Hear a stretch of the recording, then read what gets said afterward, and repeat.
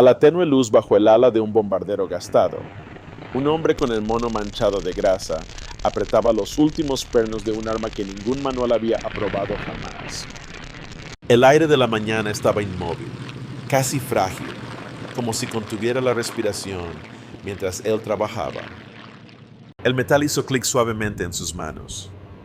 Detrás de él, la guerra en el Pacífico se desmoronaba, táctica fallida tras táctica fallida.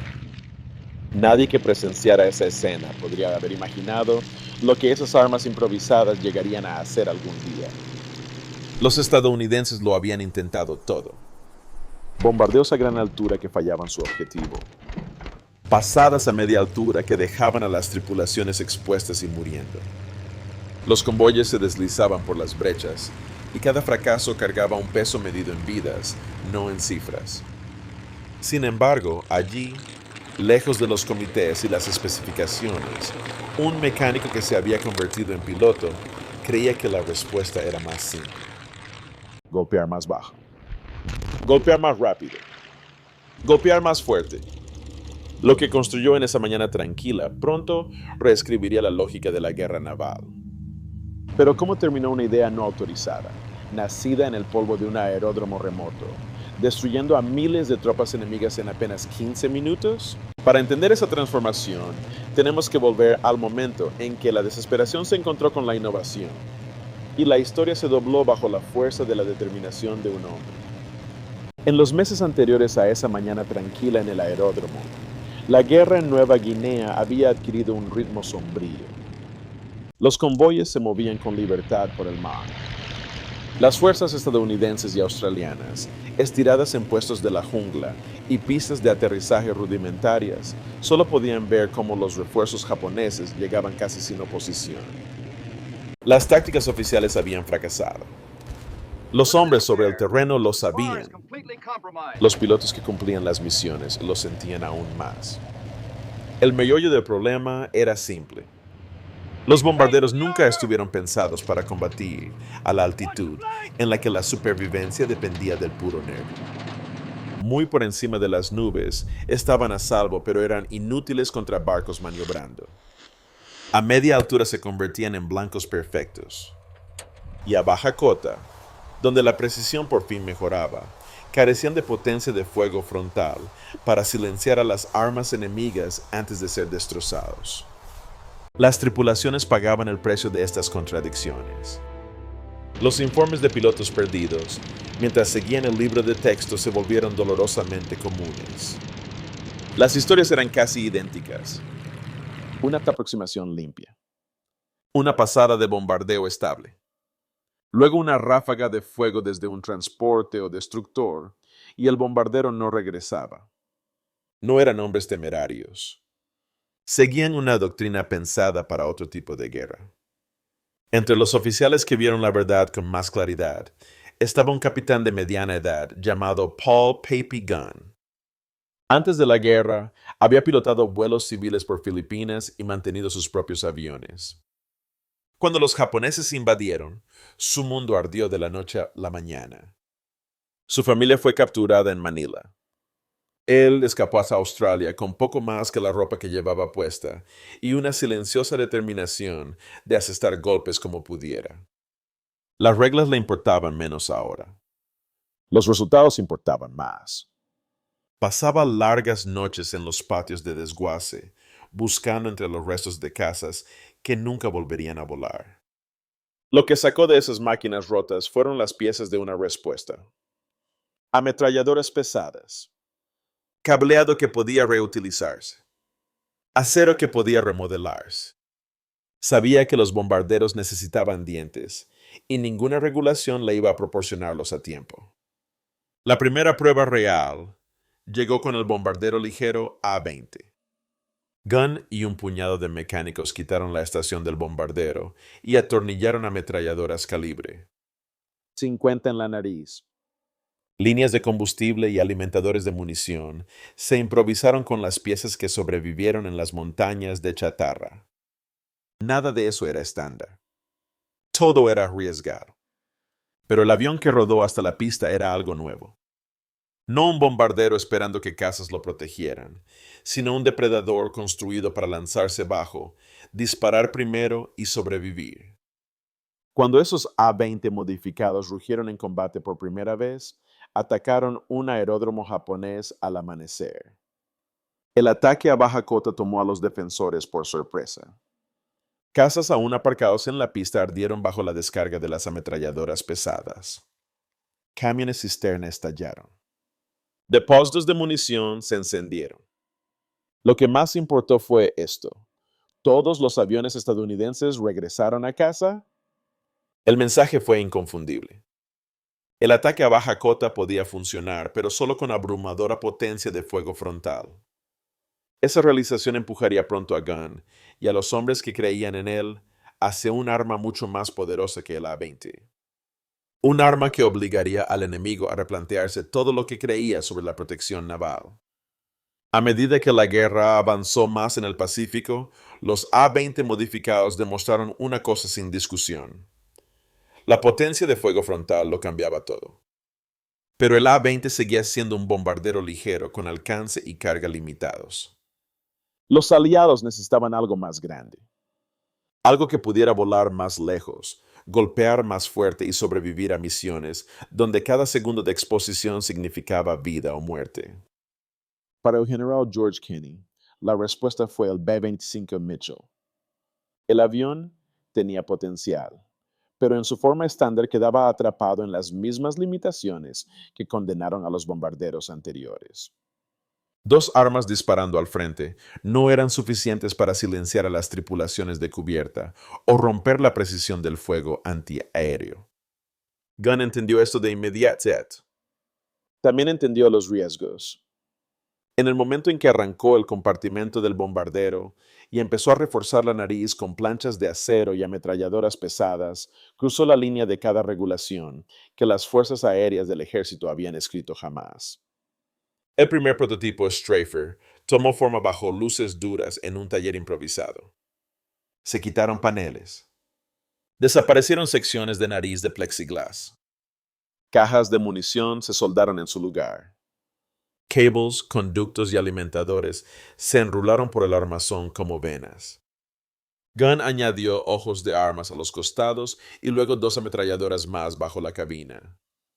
8 en total, todas disparando al frente, todas controladas por un solo botón bajo el pulgar del piloto. No era elegante, no estaba aprobado, pero era devastador. Cuando el avión se elevó por primera vez en su prueba, el retroceso sacudió el fuselaje con tal violencia que los remaches se rompieron y los paneles se abullonaron. Aún así, las armas mantuvieron la puntería. 8 chorros de fuego se fundieron en una única torrente lo bastante poderosa como para arrancar acero del casco de un barco.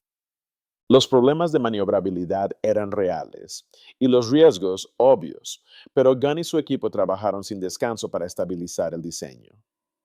Movieron equipos hacia popa, añadieron lastre en la cola y retiraron torretas defensivas que ya no importaban en una pelea a baja cota. El B-25 quedó pesado de nariz, pero manejable, y la potencia de fuego que llevaba eclipsaba cualquier cosa en el teatro. A principios de 1943, 12 B-25 Strafer fueron entregados al 90, o Escuadrón de Bombardeo del Mayor Edward Lana. Lana entendió de inmediato lo que representaban. Un arma construida no para la doctrina, sino para la supervivencia. Entrenó a sus hombres como se entrena a un escuadrón de cazas. La altitud ya no se medía en miles de pies, sino en decenas de pies. Velocidad, ángulo, sincronización. Las esenciales de una pasada a baja cota se practicaron hasta que el instinto reemplazó a la cautela.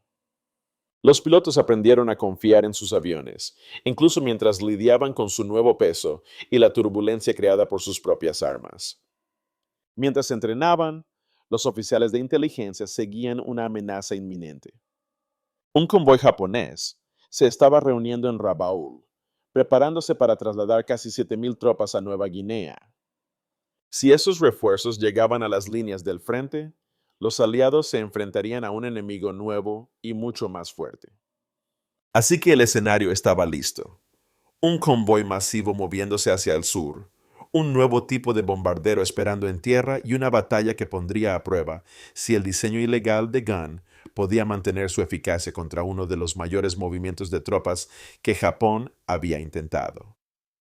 El momento en que la innovación chocaría con la necesidad se acercaba, y el destino de toda una campaña colgaba de las decisiones que unos pocos pilotos tomarían volando apenas por encima de las olas.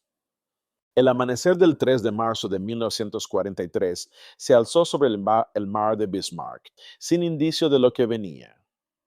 El agua yacía calma bajo el convoy japonés. 8 transportes repletos de soldados, 8 destructores custodiando sus flancos y un cielo que creían controlar.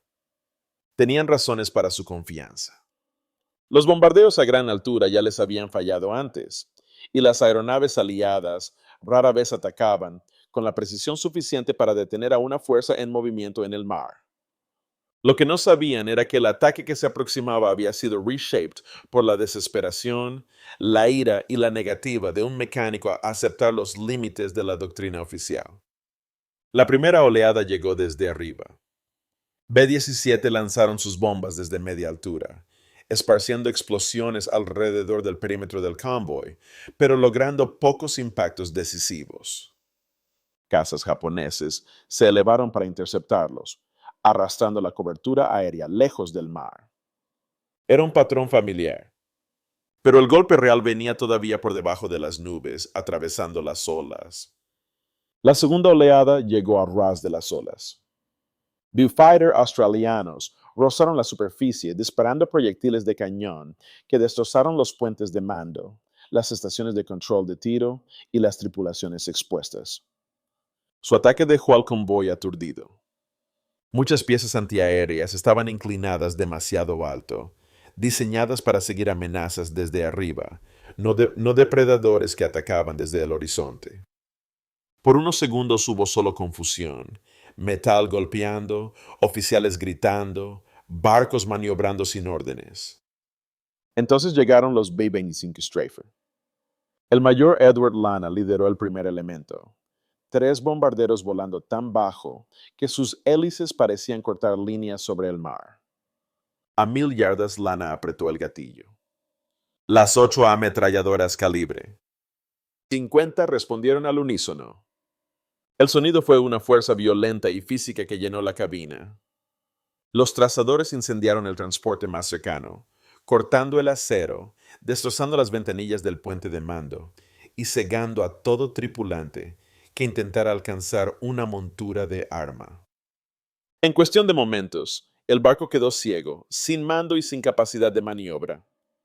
A 300 yardas, Lana soltó sus bombas. Golpearon el agua, rebotaron como piedras y se estrellaron contra el casco a la línea de flotación antes de detonar en el interior de las bodegas. El transporte se partió en menos de 3 minutos.